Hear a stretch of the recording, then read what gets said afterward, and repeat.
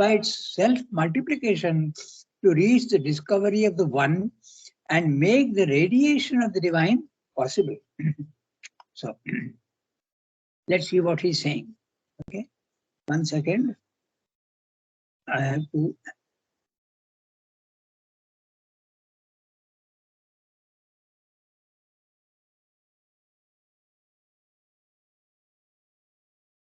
I'll have to. Computers are machines and sometimes they give trouble. Okay, I've got it now.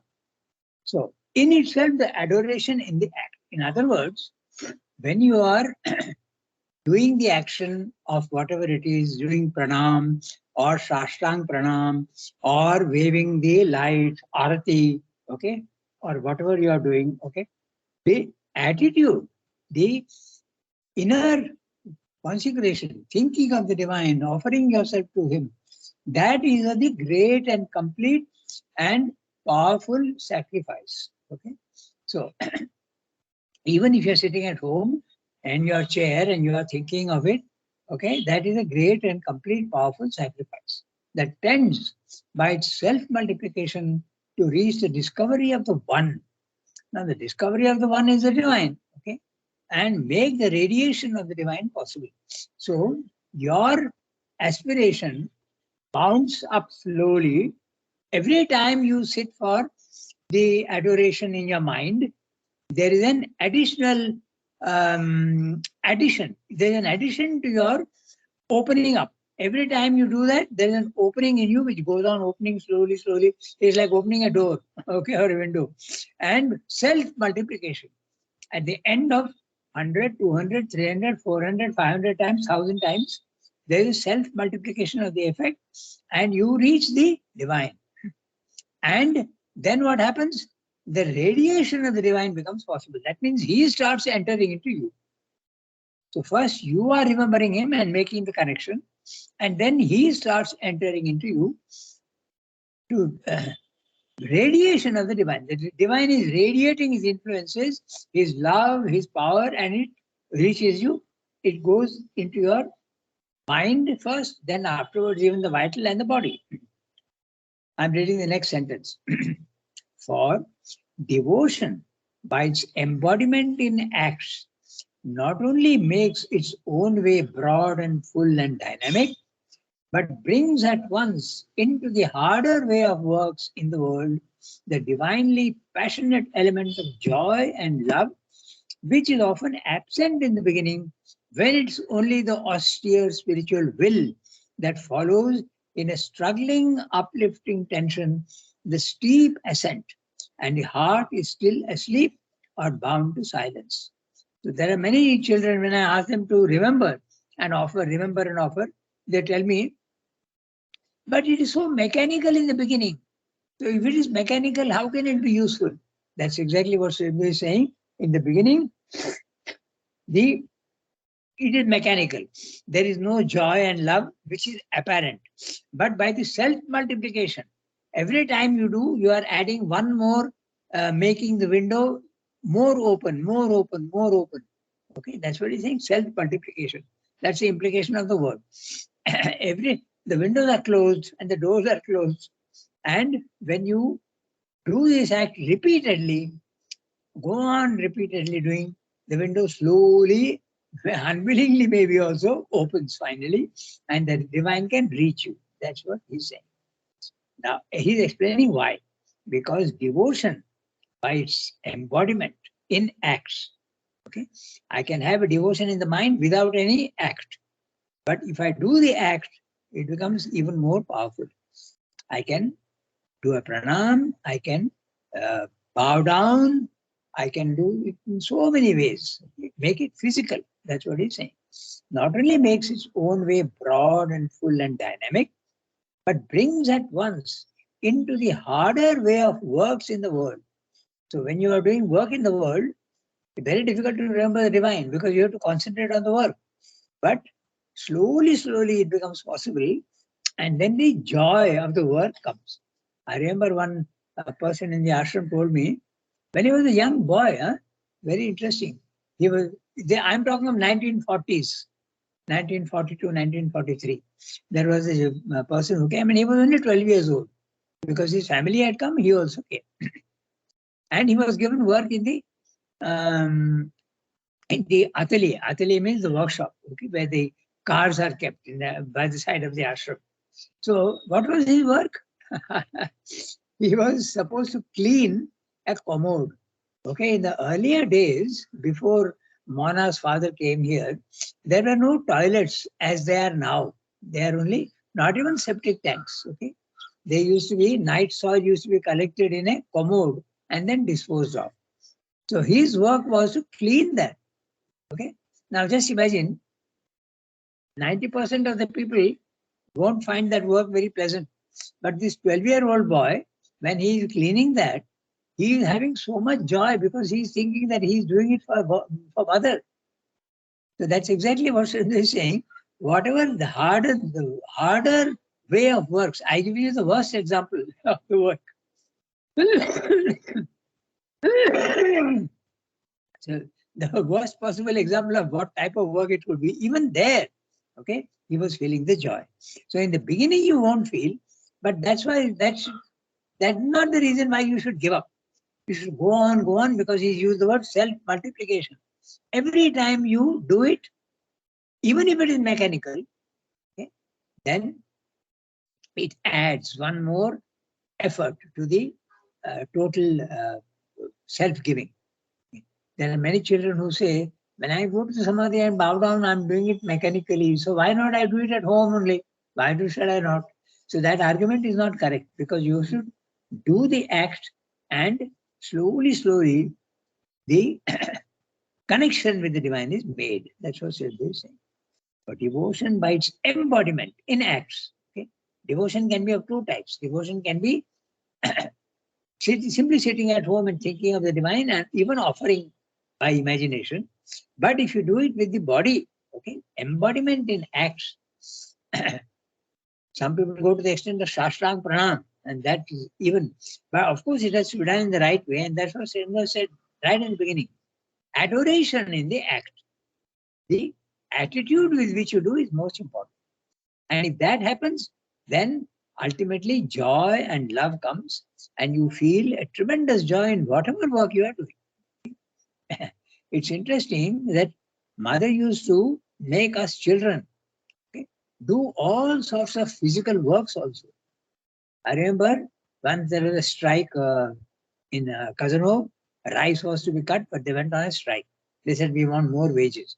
Mother sent all the children, okay?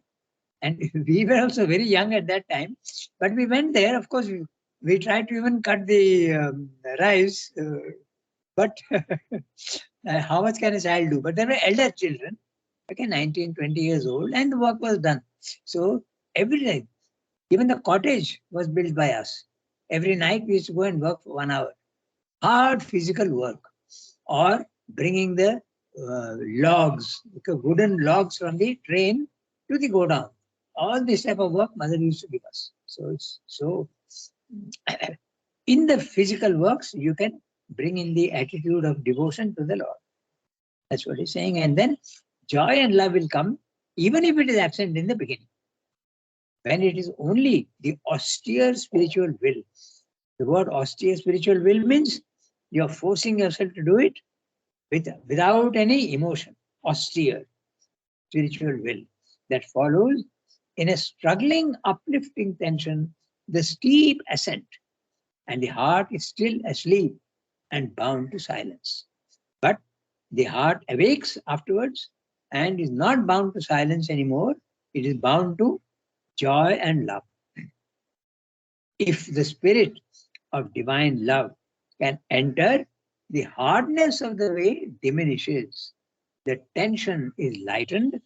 There is a sweetness and joy even in the core of difficulty and struggle. Because even when the difficulty is there, you will feel the divine presence helping you, and you will feel that he is playing a game with you and challenging you to conquer the difficulty. You will see it in that way. If you're constantly remembering the divine, that's what will happen. Even in the core of difficulty and struggle. However difficult the work, just see that mother is there with you and she is helping you. the indispensable surrender of all our will and works and activities. So just see that. Okay, again, the three things: will, works, and activities, okay, to the Supreme is indeed only perfect and perfectly effective when it is a surrender of love. With loving attitude in your heart, you surrender to the divine, and surrender means even the difficulties you accept as though it is coming from them. And then that difficulty itself becomes the opportunity. All life turned into this cult. Now we have that word cult again, remember? Cult is the devotional attitude directed towards something or someone. That's used, we saw the definition of the word cult. Normally it's used in a negative sense, but here Srimati is not using in a negative sense. It's the devotional attitude directed towards any one thing or principle or even a person. All actions done in the love of the divine and in the love of the world and its creatures, seen and felt as the divine manifested in many disguises, becomes by that very fact part of an integral yoga. So when you are in that condition, everything becomes divine, and your attitude towards everybody else working with you, okay, or associated with your work or in the department, you will feel very, very happy, and because you will see the divine in everybody. Of course, it's a very far off thing, but constant repetition, constant remembrance will lead to that. That's what he's saying. That's why the word self-multiplication is so important. We always complain, Arey, I have tried so many times, but nothing is happening. But self-multiplication, go on, go on, go on, go on, doggedly, and then the effect comes. And Srimati is saying very clearly that it can become effective only when there is a surrender of love. You do surrender, but with love in your heart. No reservation, no keeping back. Okay. So now we can go to the next para. It is the inner offering. Who will read? Should I read? Jasmine, you read? Yeah, okay. Yeah, go ahead. Yes.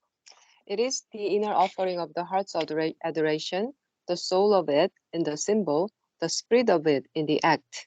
That is the very life of the sacrifice. If this offering is to be complete and universal, then a turning of all our emotions to the divine is imperative. This is the intensest way of purification for the human heart, more powerful than any ethical or aesthetic catharsis could ever be by its half power and superficial pressure. A psychic fire within must be lit, into which all is thrown with the divine name upon it.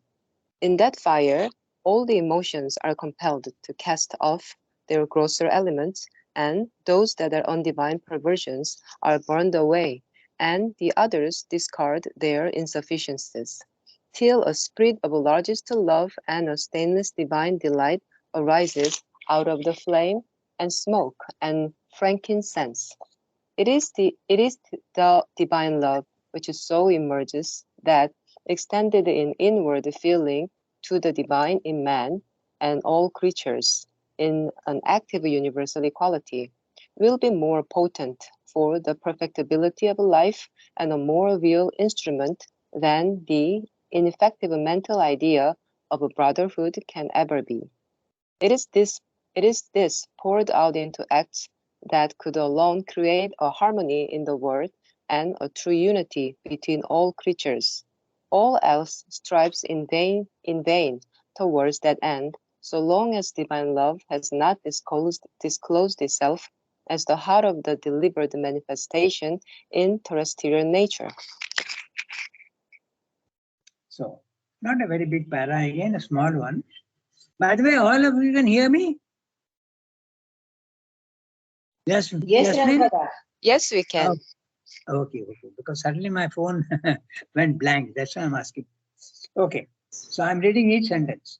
It is the inner offering of the heart's adoration, the soul of it in the symbol. Now he is talking of the symbol. Huh? Just 1 second. Yeah.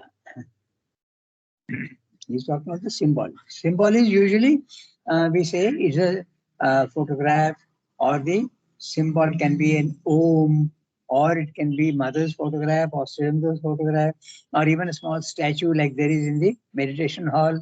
It can be anything, the symbol. It's a symbol. It is the inner offering of the heart's adoration, the soul of it in the symbol, the spirit of it in the act. That is the very life of the sacrifice. This sacrifice. By the way, Sunki, after the class is over, I'll talk to you about your question. Okay? Okay, yes, thank you. Okay, we'll do that. Yes. So the sacrifice, okay, the sacrifice is, we have to interpret the sacrifice not in the Vedic sense of pouring ghee into fire and reciting powerful mantras. That also is effective, but it is not that, but the remembering and offering oneself constantly, doing the work not for oneself but for the divine. Okay? That is the sacrifice. If this offering is to be complete and universal, then a turning of all our emotions to the divine is imperative. Now note that, all our emotions, even if you have got some wrong emotions also sometimes, think of the Lord. It sounds very funny, but that's exactly what it is. Okay? Everything, even if you are angry, just remember, even if you are angry with the divine, that's fine. If you read Thoughts and Aphorisms, you will see how Sremdo is saying that Sri Krishna was going on deceiving me because not coming all the time. And then when I excused him, he again played the dirty trick on me. I'm using my own words, but that's what he was on saying. So all your emotions, everything, including positive ones and negative ones, turn them to the divine. Your anger even, okay? Everything can be turned to the divine. Then it becomes pure. This is the intensest way of purification for the human heart. Of course, I'm not saying that the negative emotions are good. They are not. But if it is there, offer it. That's all. This is the intensest way of purification for the human heart, more powerful than any ethical or aesthetic catharsis. Catharsis is a word which means purification. Okay, a purification. Ethical, moral, and morality is made by the mind. Okay, so you shouldn't do this, you shouldn't do that, you shouldn't smoke, you shouldn't drink. All these are moral attitudes, because when you go to the spiritual field, the action itself is not important, but the attitude with which you do is important. And even aesthetic catharsis. Aesthetic catharsis is understood very clearly. When you develop the sense of beauty in things, it has a purifying effect.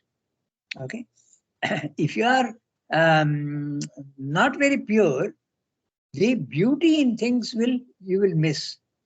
So if you start seeing the beauty in things and actually make an effort to also see beauty in things, then there is a purificatory action in your heart.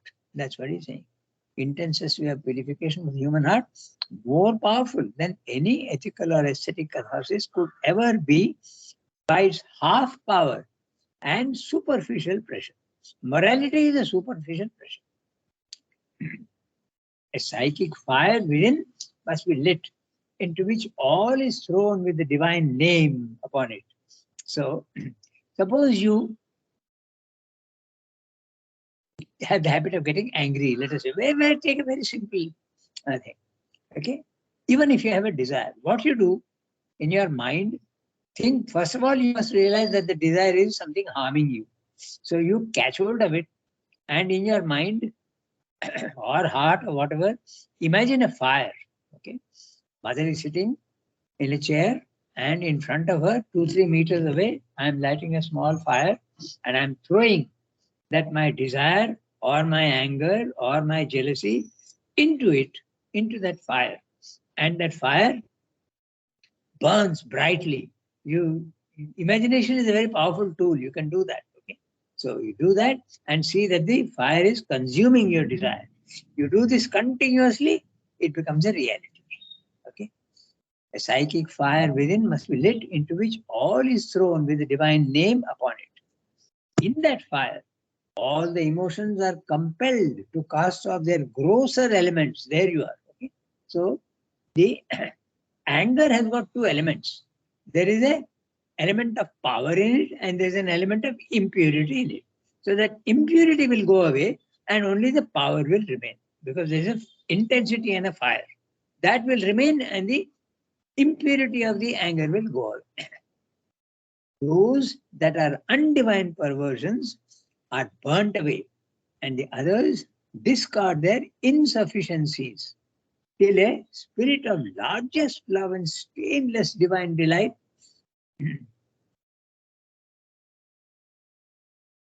I'm just minute.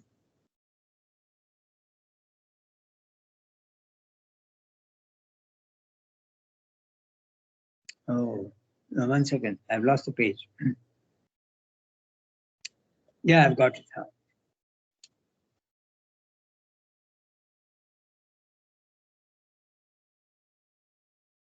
Yeah.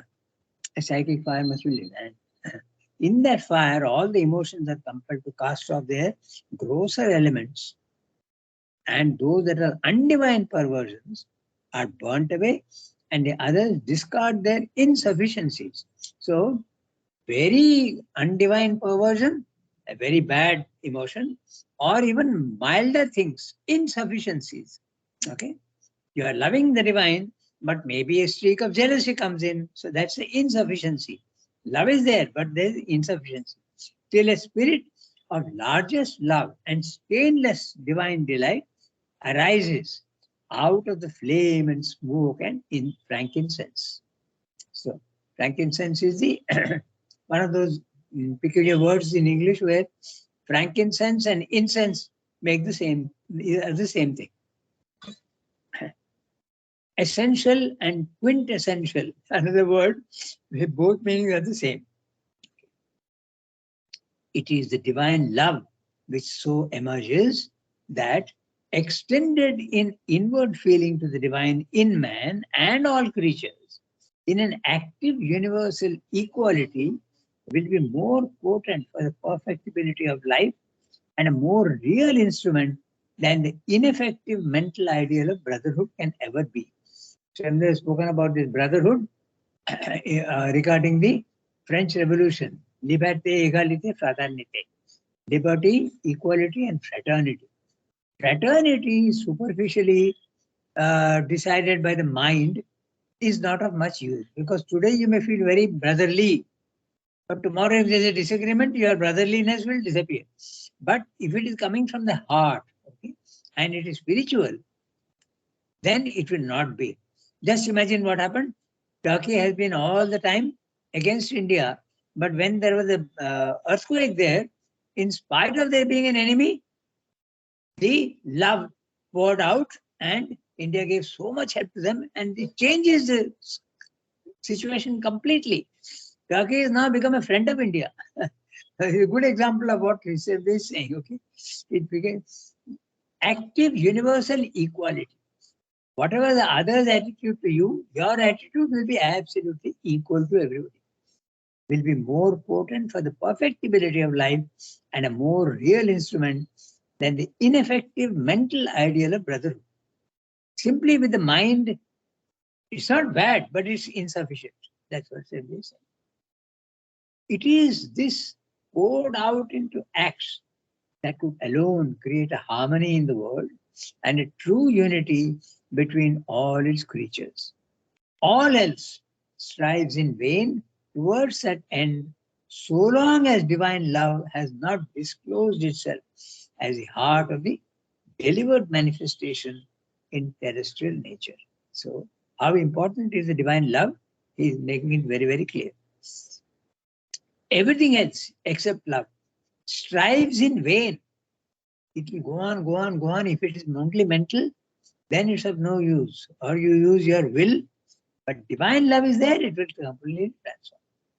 Divine love is the most difficult to manifest in human beings. That's what they say. So we have we are in 23, we have got 15 minutes more.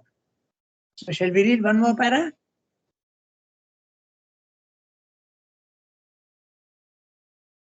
Either Archana Dev. Yes, Rangada. Okay. Okay, go ahead. It is here that the emergence of the psychic being in us as the leader of the sacrifice is of the utmost importance. For this inmost being alone can bring with it the full power of the spirit in the act, the soul in the symbol. It alone can assure, even while the spiritual consciousness is incomplete, the perennial freshness and sincerity and beauty of the symbol, and prevent it from becoming a dead form or a corrupted and corrupting magic. It alone can preserve for the act its power with its significance. All of the members of our being, mind, life force, physical or body consciousness, are too much under the control of the ignorance to be a sure instrumentation, and much less can they be a guide or the source of an unerring impulse. Always the greater part of the motive and action of these powers clings to the old law, the deceiving tablets, the cherished inferior movements of nature, and they meet with reluctance, alarm, or revolt, or obstructing inertia, the voices and the forces that call and impel us to exceed and transform ourselves into a greater being and a wider nature. In their major part, the response is either a resistance or a qualified or temporizing acquiescence. For even if they follow the call, they yet tend, when not consciously then by automatic habit, to bring into the spiritual action their own natural disabilities and errors. At every moment, they are moved to take egoistic advantage of the psychic and spiritual influences and can be detected using the power, joy, or light these bring into us for a lower life motive. Afterwards, too, even when the seeker has opened to the divine, love, transcendental, universal, or immanent, yet if he tries to pour it into life, he meets the power of obscuration and perversion of these lower nature forces.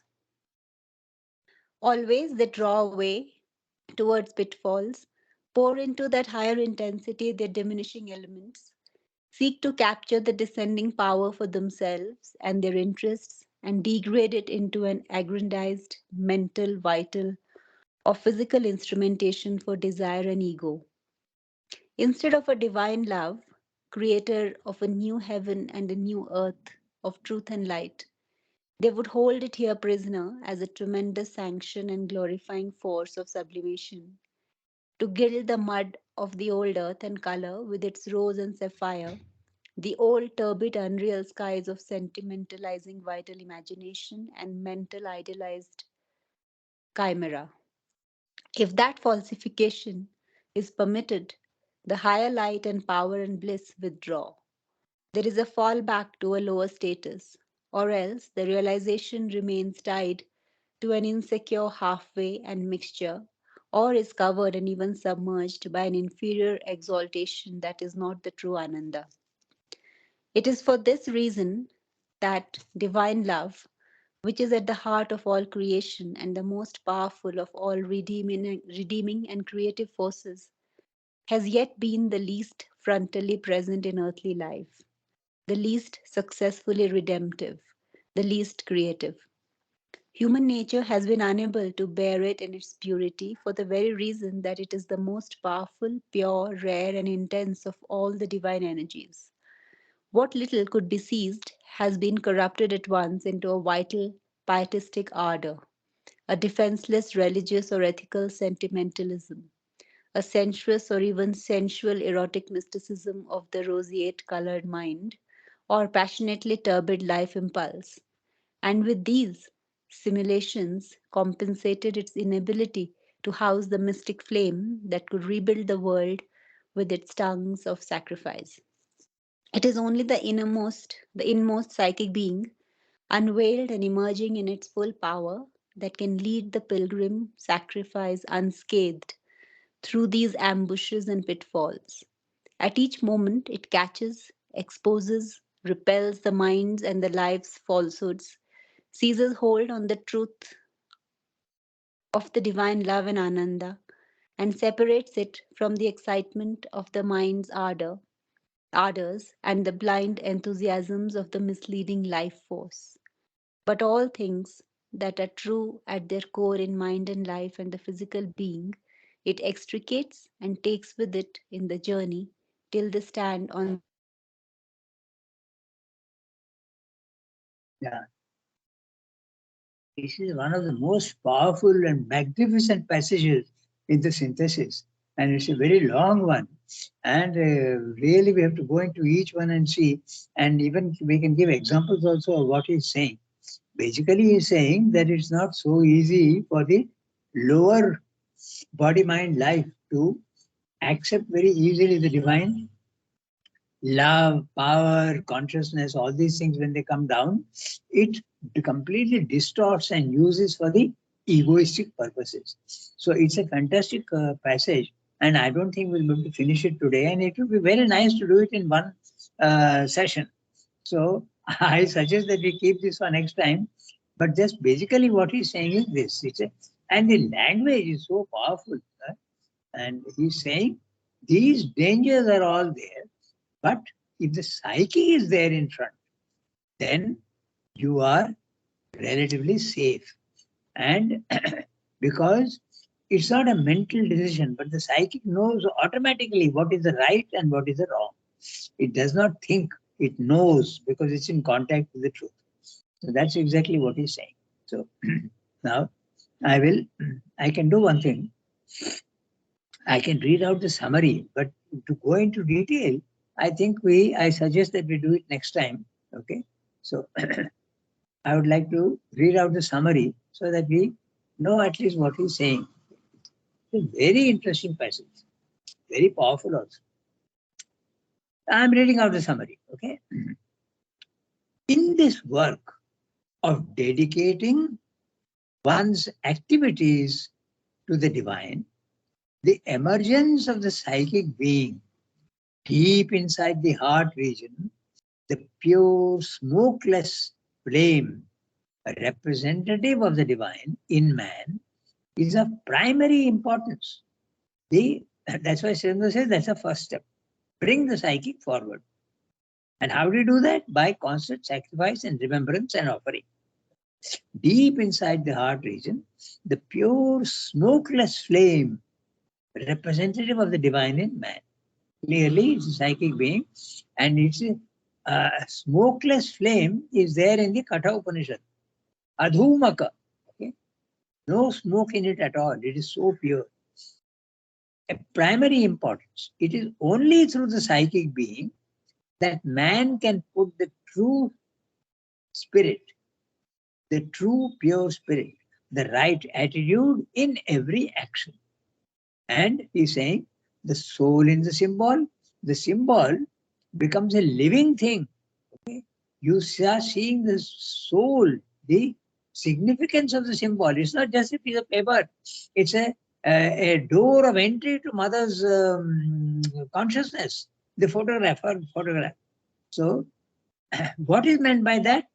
So he's explaining the divine presence in all things, more or less hidden behind the mere physical form, can appear as a living presence. Okay? I'll give you many examples, very interesting examples. Okay, when a photograph starts becoming absolutely living presence. Okay, only with the psychic being in front. The mind, life, and body are too gross as instruments for this subtle work. It is the psychic alone, with its power of purity, that can do these two things. What is that? One, ensure that the true spirit is maintained in the action without distraction and fizzling out too soon. Otherwise, normally it fizzles out. Even and good attitude is there, it simply disappears quite easily. Number one. Number two, make the mere physical symbol a living spiritual presence and not a dead form. We know that in many, many temples, okay, there is the image in the statue or the photograph or whatever, they call it Jagrat. There's a real, the prana, it is there in the, and it has an effect. But sometimes when there is, it's not a Jagrat image, the temple slowly falls into disuse and nobody goes there anymore. Okay? Because people feel something, even if they can't see. So make the mere physical symbol a living spiritual presence and not a dead form. The external parts of man, his body, his vital and his mind, are under the siege of the ignorance. Level one is always in the ignorance of universal nature in the lower hemisphere. That is level one. These do not cooperate in the sacrifice. They only resist or at the most obey unwillingly and temporarily. They obey the psychic influence very unwillingly and temporarily, not always. This is the difficulty of the yoga. The psychic does not command, but only persuades gently. It urges you, pushes you. Okay? It never insists too much. The psychic is full of love and beauty, and the power element is not there. It's a very powerful thing when you open to it, but it doesn't force you to. They always contribute their own disabilities. Which one? The lower, your body, mind, life. They are constantly giving only their disabilities, their limitations, and often the distorting falsehoods also. Body, mind, life is constantly perverting the higher elements in man. They let the ego appropriate the psychic spiritual influences and use these pure movements for their fallen, selfish aims. Okay. So, even later, when the sadhaka has experienced the transcendent love or cosmic or individual love, the lower nature obscures the descent and application of divine love in daily life and distorts this love to force it into dangerous pitfalls. That also we'll give examples. Very interesting what has happened. Okay. In this disastrous descent and wrong movements, the ego is the main culprit. This ego and the lower instrumentation of outer nature hold the higher light and love and try to use it for justification of the falsehoods of the ignorance. Okay. So the glorifying force is used to gild the mud of the old nature's turbidity, and daub it over with the color of the rose and sapphire. The language is fantastic. We'll look at it very detailed next time. Or if the psychic nature is incomplete, an inferior mixed pleasure replaces the pure bliss of the Ananda. It is because this utter purity, divine love, is so easily swallowed, degraded, distorted in the lower hemisphere that it has been the last divine power to manifest on earth. Consciousness, power, all these things are easier, but love is the most difficult because it gets distorted most easily. Human nature cannot bear easily this power of the divine love, which is the rarest, intensest, most powerful of all the various energies of the divine. And what are they? Knowledge, power, will, truth. This supreme love is so powerful that it can rebuild the world when sacrifice is pure and true. But unfortunately, the lower hemisphere can even turn it into erotic mysticism. You can even make that erotic. It has happened. But when pure and untouched by the sullying mud of outer nature, it can lead man through all dangers, trials, and tribulations. That's what he's saying. Okay, so it's a very big para, and we'll discuss that next time. But you could see the power with which he's saying, and the divine love. The purity of divine love is absolutely fantastically described here. Okay, we have gone far beyond our time. So I say au revoir to everybody. Au revoir.